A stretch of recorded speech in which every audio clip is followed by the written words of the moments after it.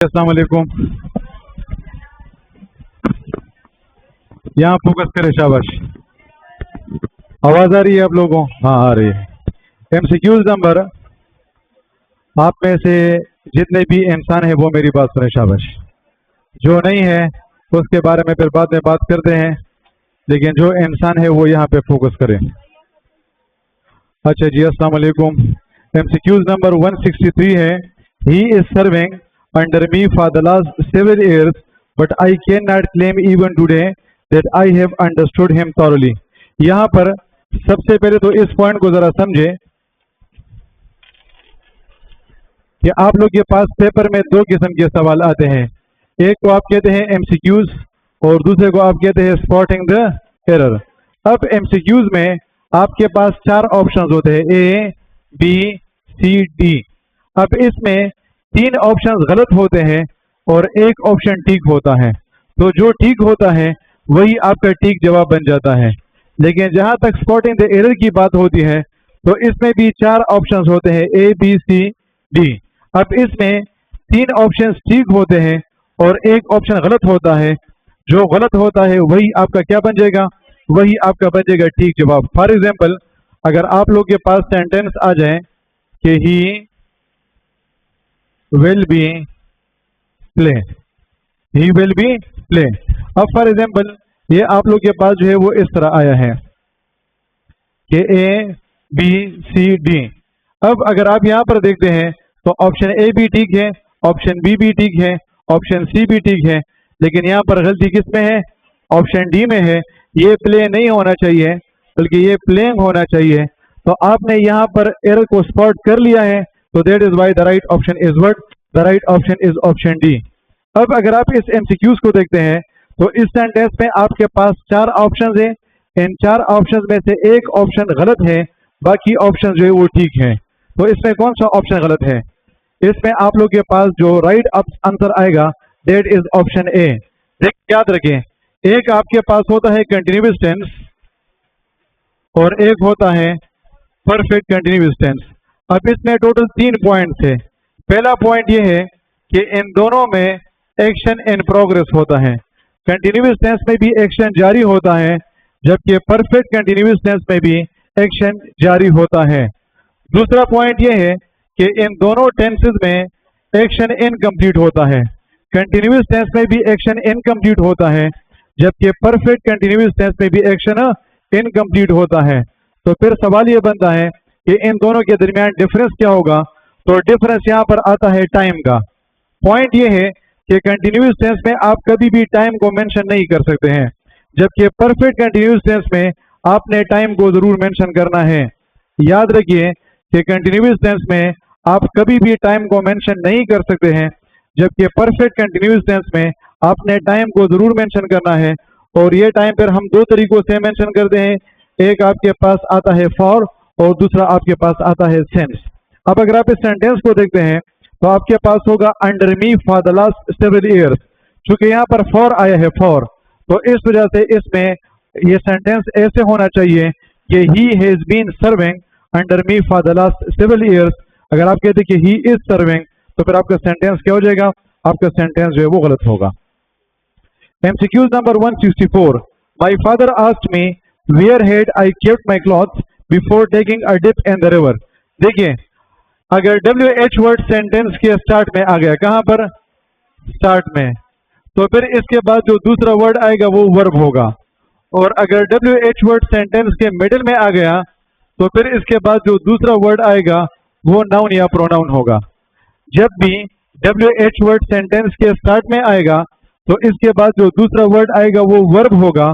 और जब भी WH वर्ड सेंटेंस के मिडिल में आएगा तो फिर इसके बाद जो दूसरा वर्ड आएगा वो या तो नाउन होगा या प्रोनाउन होगा।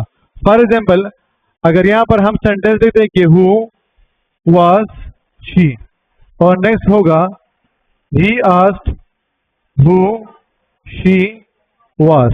अब हु चूंकि सेंटेंस के स्टार्ट में आया है तो आप देख सकते हैं कि इसके बाद जो दूसरा वर्ड आया है वो क्या है? वो वर्ब है। अगर आप यहां पर देखते हैं तो हु सेंटेंस के मिडिल में आया है तो इसके बाद जो दूसरा वर्ड आया है वो क्या है? वो आपके पास नाउन या प्रोनाउन है। पंक्चुएशन पॉइंट ऑफ व्यू से ये पॉइंट अपने जहन में रखिए कि जब भी WH वर्ड सेंटेंस के स्टार्ट में आएगा तो इसके एंड में हमेशा क्वेश्चन मार्क आएगा। इसके एंड में हमेशा क्या आएगा? क्वेश्चन मार्क आएगा। और जब भी WH वर्ड सेंटेंस के मिडिल में आएगा तो फिर इसके एंड में क्या आएगा? फुल स्टॉप आएगा। जब भी WH वर्ड सेंटेंस के स्टार्ट में आ गया है तो फिर आपने उस सेंटेंस के एंड में क्वेश्चन मार्क को यूज करना है। और जब भी WH वर्ड सेंटेंस के मिड में आ गया है तो फिर आपने क्वेश्चन मार्क को यूज नहीं करना है, बल्कि आपने फुल स्टॉप को यूज करना है। तो इस वजह से इस सेंटेंस को अगर हम ठीक लिखेंगे तो ये ऐसे होगा, my father asked me I had. Head I नहीं होगा बल्कि आई हैड होगा। MCQ number 165, I learn from my father that honesty was the best policy. दो चीजें याद रखें, जब भी आपके पास यूनिवर्सल ट्रूथ आता है या आप कभी भी प्रोवर्ब को यूज करते हैं तो आपने हमेशा इसके साथ प्रेजेंट एंड डेफिनेट टेंस को यूज करना है। जब भी यूनिवर्सल ट्रूथ आता है या आपके पास कोई भी प्रोवर्ब आता है तो आपने हमेशा इसके साथ प्रेजेंट एंड डेफिनेट टेंस को यूज करना है। और प्रेजेंट एंड डेफिनेट टेंस का मतलब होता है first form of the verb.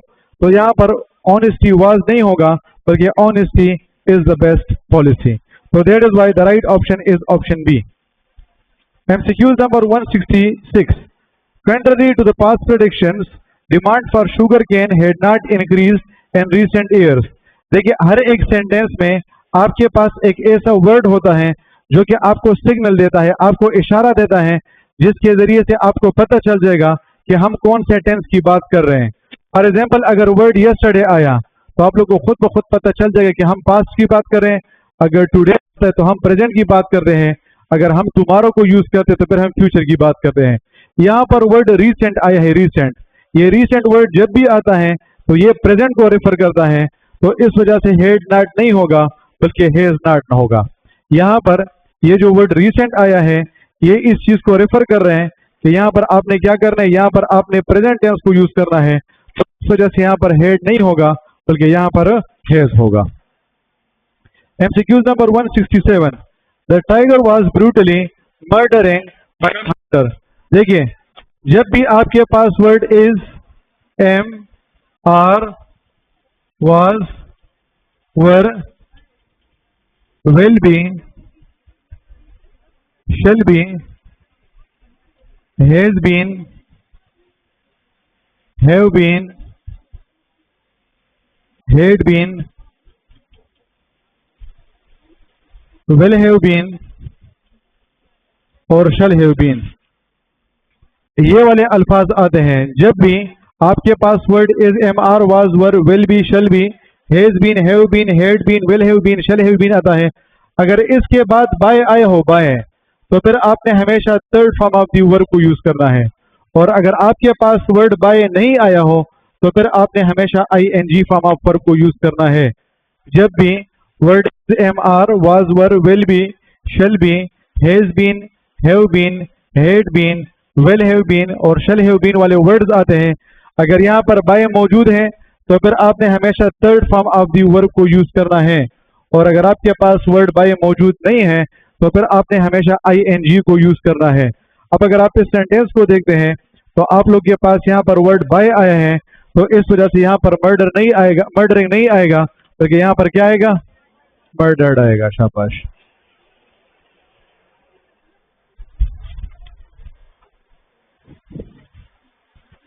Next MCQs number 168, इसका ताल्लुक है मॉडल वर्ब्स के साथ। Modal verbs can, could, may, might, should, would, must, ought to, need to, use to. ये वाले जो वर्ड्स आपके पास आए हैं, ये वाले वर्ड्स, ये आप लोग के पास मॉडल वर्ब्स हैं। जब भी मॉडल वर्ब आता है तो आपने हमेशा इसके बाद first form of the verb को यूज करना है। और याद रखिए कि इस first form of the verb के साथ आपने SE, SD, ED या ING वगैरह को यूज नहीं करना है। फॉर एग्जाम्पल अगर सेंटेंस आ जाए कि शी कैन प्ले फुटबॉल। अब आप देख सकते हैं कि हमने इसके बाद first form of the verb लगाया है और इस first form of the verb के साथ हमने कुछ भी यूज नहीं किया है। इस पॉइंट को भी अपने ज़हन में रखिए कि जब भी मॉडल वर्ब के बाद first form of the verb आता है तो फिर आप इसे कहते हैं बेयर इन्फिनेटिव। मॉडल वर्ब के बाद जब भी first form of the verb आता है तो आप उसे कहते हैं bare infinitive. That is why the right option is option A. MCQs number 169, बस सिर्फ 3 एमसीक्यूज रहते हैं। आप लोग के पास एक एडजेक्टिव होता है जिसको आप कहते हैं एडजेक्टिव। आपके पास एक एडजेक्टिव होता है जिसको आप कहते हैं प्रॉपर एडजेक्टिव। ये प्रॉपर एडजेक्टिव एक प्रॉपर नाउन से बनता है। फॉर एग्जांपल, अगर ये तो ये बन जाता है ईरानियन, अगर ये चाइना है तो ये बन जाता है चाइनीज। इस तरह फॉर एग्जांपल अगर ये पाकिस्तान है तो ये बन जाएगा पाकिस्तानी। अब भाई जितने भी एडजेक्टिव्स आपके पास आते हैं आपने हमेशा इसको स्मॉल के साथ लिखना है। जितने भी एडजेक्टिव्स आते हैं आपने हमेशा उसको स्मॉल के साथ लिखना है, सिवाय एक एडजेक्टिव के जिसको आप कहते हैं प्रॉपर एडजेक्टिव। प्रॉपर एडजेक्टिव को आपने हमेशा कैपिटल के साथ लिखना है, हमेशा, चाहे सेंटेंस के स्टार्ट में हो, चाहे मिड में हो या चाहे एंड में हो, आपने हमेशा इसको कैपिटल के साथ लिखना है। That is why the right option is option C.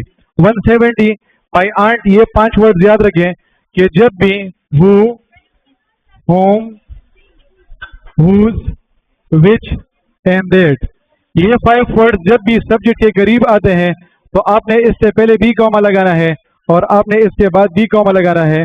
That is why the right option is option B. My aunt who lives in Karachi is a doctor. And last option आपके पास होगा